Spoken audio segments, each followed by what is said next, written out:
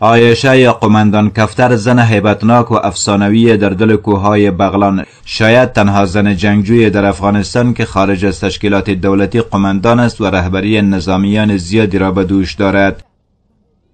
او در زمان تهاجم شوروی وقت بر افغانستان 30 ساله بوده که بر ضد متجاوزین سلاح برداشت و در صف جهاد پیوست. در فکرم نیست که سال از من چند باشد، همین شوروی که آمد ما هم دست به سلاح شدیم.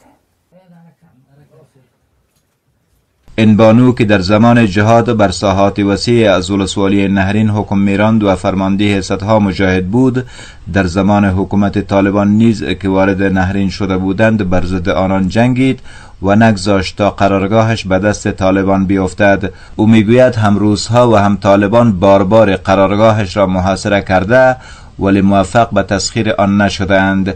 چی شد تا وعده که بودن ما زد و خورد و بکشیم و تک و بالا کو، روزی که خدا قریش را گم کرد یکی دو جلپه گرفت، یک دفعه گرفت، بعد این طالب گم شد، بعد دویم پیره دیگه گرفت. منظور است که نهرین گرفت مکمل، یعنی دوبار منطقه خودت گرفته نتانستن. جنگ هم کرد گرفته نتانست. از قماندانان جهادی ولسوالی نهرین با 100 نفر مسلح امروز در ولسوالی برکه آمده. قماندان کفتر به آنکه کم و بیش 100 میل سلاح خود را تسلیم دولت کرده، اما هنوز افراد مسلح زیادی دارد و بر ساحات وسیع از ولسوالی نهرین که زادگاهش است حکم میراند. شاید این یک فتح عاشقانه باشد و یا استیلای وحشیانه، اما آنچه که ما دیدیم و شنیدیم مردم زیادی به او احترام دارند و هوادارانش مشتاقند تا با او باشند و از او پیروی نمایند. تا این منطقه سرزمین تانا اشغال نشدن، بسیار نیروهای قوی در اینجا بودند. حاجی کفتر بسیار بیچاره خدمت زیادی کردند، در مقابل نیروی خارجی بسیار مقاومت کردند. او میگوید در جنگ کندوز نیرو فرستاد و اگر لازم باشد به سایر نقاط هم در خط مقدم جبهه با طالبان و داعش می جنگد.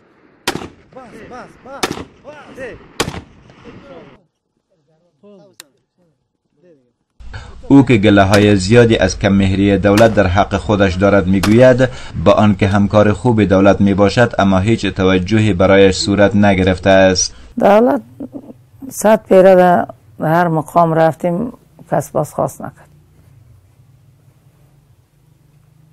چی میخواستی از دولت؟ از دولت میخواستم که ما یکان 100 یا 150 نفر بگیره دیگه نگرفته هیچ گبی. به عنوان چی؟ به عنوان که پلیس محلی مثلا یک وظیفه دیگه. خانم کفتر میگوید دولت یا کدام نهاد دیگری به او کمک نمی کند و خودش از پول شخصیش که از طریق زراعت و مالداری به دست می آورد اما خارج فامیل 70 نفری و سربازانش را تأمین می کند. زمانی که از قماندان کفتر در مورد راه حل جنگ های جاری در کشور پرسیدم، او با اشاره به تفنگی که در دست داشت گفت این جنگ از راه سل نیست، جز از راه اول خدا و دوم یعنی میکلاشینکوف نازنین. دیگه ای زور دیگه ای ترگم نیست که بگی که این طالب اصلاح شوه و اقلا بشنند ما بین و گپ خلاص شوه، نیست. نهرین ولسوالی است در شرق ولایت بغلان و زادگاه قماندان کفتر هم یعنی دره سجان در یکی از دره های تنگ و صعب العبور همین ولسوالی قرار دارد. او میگوید بسیاری از جنجال های قومی و خصومت های شخصی را از طریق بزرگان قوم حل می کند و نمیگذارد دشمنی ها زیاد و مردم پریشان شوند. از او پرسیدم که عدالت را چگونه تأمین می کند در حالی که ایشان نه قاضی‌اند و نه حقوقدان و حتی نه باسواد. او به من گفت سفیدها را میطلبیم، ملاها را میطلبیم، مولایی ها را میشینیم میسنجیم که هر کسی که گناهکار بود. قماندان کفتر هم دشمنی با طالبان دارد و هم بدبینانی در محیط و منطقه اش و برای همین هنوز سنگردار است و پیرو گزمه اش روان. قماندان کفتر که 10 سال سلاح به دست بوده استفاده از هر نوع سلاح‌های معمول در جبهات جنگ را به خوبی می‌داند، از راکت تا توپ و از تفنگچه تا پیکا.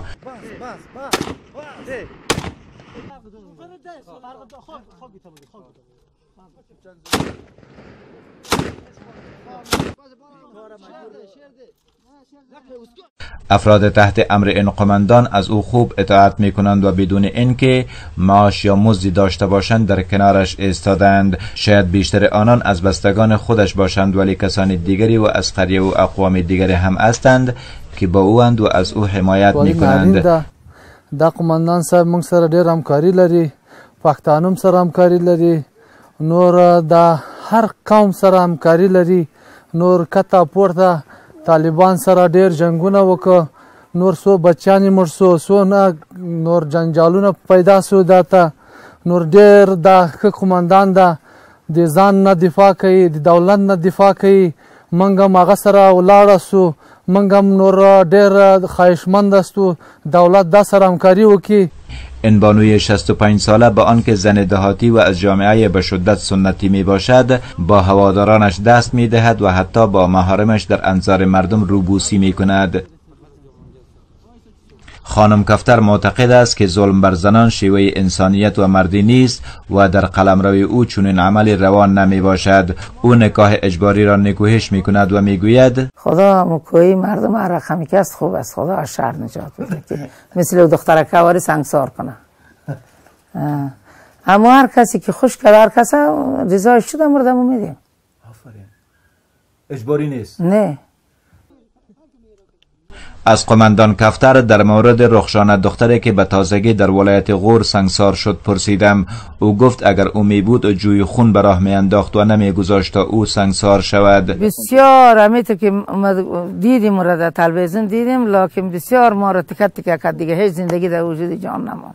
از دست همو دختر. اگر خود در منطقه میشد چی میگه؟ اگر من در همون منطقه میشدم که نه خاتم دختر سنگسار میشد، یا خود از همون طالبا پیش میکردم یا طالب از خود پیش میکرد.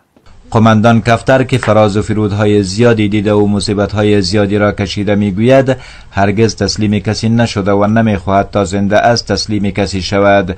او شیرین ترین خاطره زندگیش را روز عروسی و تلخترین آن را زمانی که تنها و دور از خانه، آن هم در شب زمستانی در محاصره دولت قرار گرفت میداند و میگوید من خاطره خوش چپ نه دیدید رفید برف است از زیر داکسان آمده اشتا خود تک تناستی؟ تناست تق و تناست که از زیر همی چراغای شکاری که هست که همی دنیا و جان روشنایی در آید در روی برف مفت مردسته میگیره پس بدمی قشلاق برام. خانم کفتر نزدیک به 20 تن از خانواده اش را از دست داده و با آنکه خودش مواجه با خطرات زیادی می باشد هنوز از داشتن سلاح خسته نشده و می گوید از این جنگا خسته نشده؟ نه. چرا شوقی باز هم تفنگ داشته باشه، نفر داشته باشه؟ هم یک شوق که دل انسان بود ایج وعده و خستگی خنم فهمم. بانو کفتر این زنی روستایی و از فامیل سنتی از 7 خوان رستم گذشت تا قماندان کفتر شد، ولی از این همه خوانه که به کمک جامعه جهانی به نام زن در این کشور پهن شده هیچ بهره نبرد و همچنان فراموش شده و افتیده از چشم دولت و دیگران باقی ماند. بشیر احمد غزالی، رادیوی آزادی، ولایت بغلان.